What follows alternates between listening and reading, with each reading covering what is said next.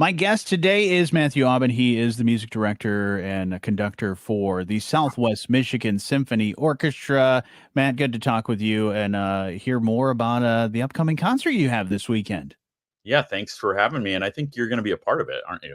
I am. I'm very excited to be a part of it. So we'll get to that in just a moment. But this is happening on Sunday, and it's going to be at the Howard Performing Arts Center on the campus of Andrews University in Berrien Springs, and uh, it's a cool place to perform. But of course, for the audience members that are going to come see it, it's also a fantastic venue to see a fantastic orchestra as well. So looking forward to this. Tell me about how this, I guess, how this all came together.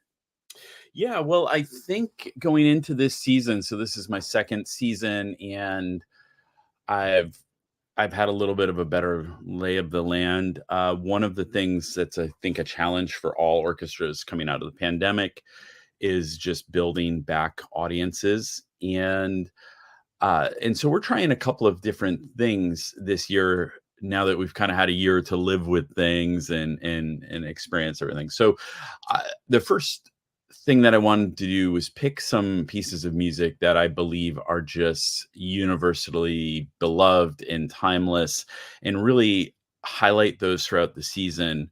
So Beethoven's Ninth Symphony was a great way to start. In the 23-24 season, it's a good piece to come back to because 2024 marks the 200th anniversary of Mm. its compositional life. It was premiered on May 7th, 1824, and and that's kind of special to me because May 7th is my birthday. So Oh, I always feel like I have this little extra connection to Beethoven's Ninth Symphony. And although later in the season we're going to be trying some different venues, going back to the Mendel Center and the Heritage Center and doing some Saturday night concerts, the Howard is great when you combine with a chorus because it has this built-in seating in back of the orchestra where we can put the chorus, and it's totally set up to do that. So yeah, so I think for all those reasons, it made a lot of sense to start the season in a really grand way. yeah. And so that's going to be sort of the way it's set up program wise. That's sort of the second half of the concert. How is the concert going to begin? What pieces will Sure. you be doing? Well, I mean, you say second half, but this will actually be a concert without an intermission. It'll Okay. be a rather short concert by standards, but that said, the Ninth Symphony of Beethoven is a pretty epic piece. It Yeah. lasts over an hour. It's usually about an hour and 10 minutes. And so some people will sometimes pair it with another, maybe like a short symphony on a first half, or something else. But oftentimes it's performed with some type of opening work and then no intermission, and that's the concert, and that's how we'll be doing it. So I selected this piece by a composer named Valerie Coleman. Valerie Coleman made her initial mark as a musician as a flutist, Hmm. and has since composed a lot too. And she's had a relationship with the Philadelphia Orchestra and Yannick Nézet-Séguin. And and so during the pandemic, Philadelphia asked her to write a piece that celebrated the essential workers that were Oh, really sacrificing a lot during COVID to go to work and keep us all safe. And so I don't know if you remember, but basically during the pandemic, different people were going out onto their balconies at 7 o'clock and banging pots and pans and whooping and hollering and in the big cities just to say thanks. yeah. And so she had this idea where she wrote a piece it's only about 5 minutes long. It's kind of a fanfare, a really curtain raiser, and so it was recorded and premiered virtually. So all the musicians got their parts, and just like we're doing today, they all recorded them to a click track, and both video and audio, and then somebody in the engineering studio put everything together and produced it, and so it was premiered it like that. And there's actually a section in the middle of the piece where we get to shout. And so for me, this represents a lot of like resiliency and joy, and has a natural parallel to the Mhm. Ninth Symphony of Beethoven, because Beethoven was here writing this piece of music towards the end of his life, totally deaf, and really, I think, grappling with all these what does life mean questions and everything. So Sure. I think there's a real parallel there. And I always think it's great to perform music by women, by people of color, by living composers, by Americans. And so it was so fun to be able to find a piece that I think fits really well with the Beethoven.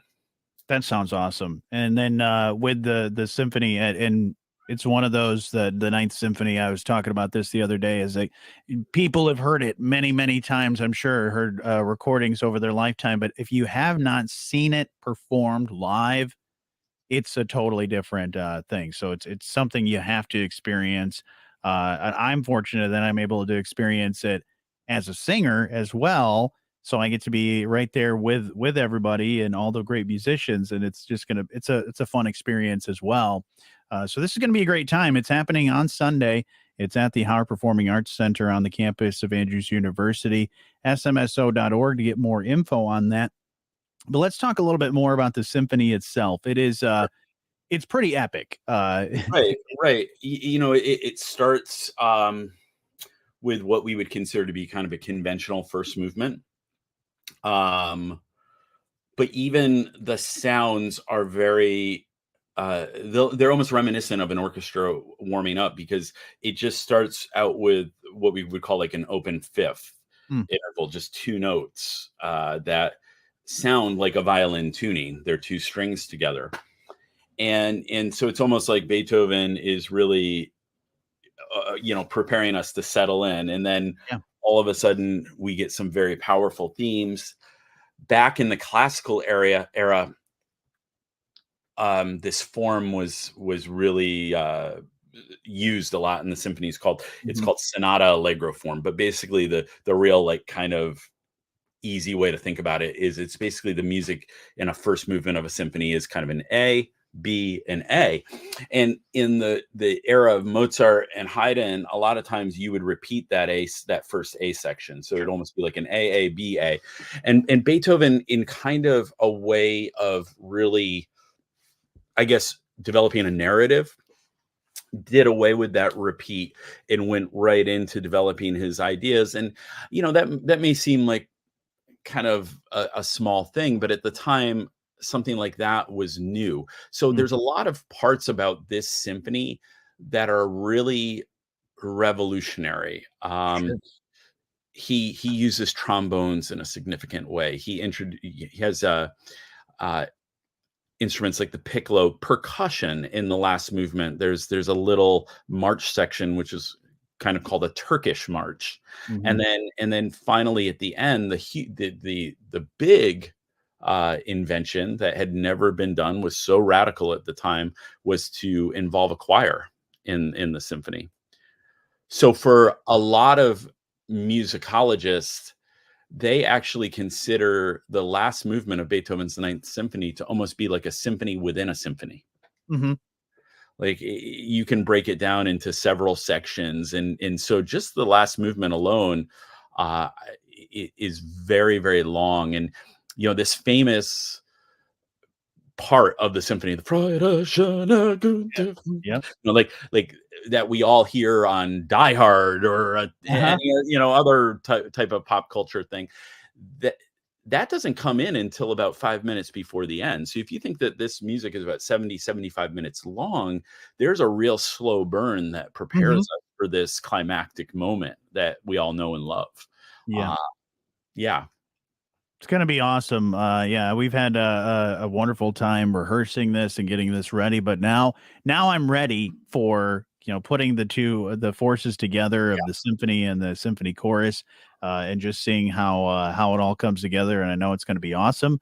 and you've got some featured soloists as Right. well that Yeah, are there's a they're quartet absolute pros. vocalist, right? They're all like regional professional soloists from the area. I'll be working with the soprano, the alto, and bass for the first time. The tenor, I know, but he and I have worked together before, and that's an amazing thing about classical music is there's such a depth of talent out there, Mhm. uh, and so it'll be fun, I'm sure, for them and for us. It's great. Yeah, it's an exciting time, and to be a part of the chorus as well, to be right back there, and it's really off to the races. It's it's just so much going on within that, but it's just an entertaining thing, not only as the performer but also in the audience as well. So I'm excited. I mean, I think last count, we're gonna have close to, I think, 75, 80 singers Yeah. in that packed in that choir loft and ready to roll. So that's going to be a lot of fun. I know it's a combination of Corlenium, which I sing with, as well as Lake Michigan College's choir and Lakeshore High School's choir. So it's Yeah. going to be And awesome. all led by David Carew, who does a fantastic job with Yeah, the absolutely. choral preparation. Yeah, it's going to be great. So if people want to come see it, tickets still available, smso.org. You going to do a chat Yeah, beforehand? so exactly. I'll do a little pre-concert talk about an hour before the performance starts, which will last about a half an hour. And then we go into the concert. I will probably talk to the audience a little bit about things Sure. before we play it and maybe do a little show and tell on the fourth movement specifically.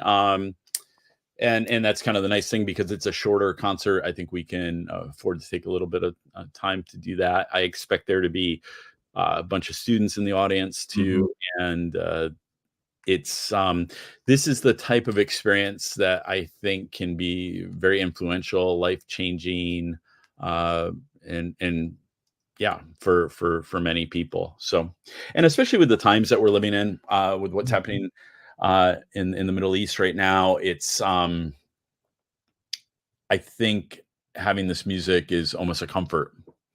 Absolutely. Yeah. Doors open 2:30. That pre-concert chat's going to happen around 3, last about a half hour. Concert should kick off right around 4 o'clock at the Howard Performing Arts Center. Get your tickets, get all the info that you need to know. SMSO.org and the Beethoven Ninth Symphony, made possible in part by the Michigan Arts and Culture Council, as well as the National Endowment for the Arts. But Matthew, I'm going to see a lot of you this weekend, and I'm You looking are. forward to it. Me too. Thanks for taking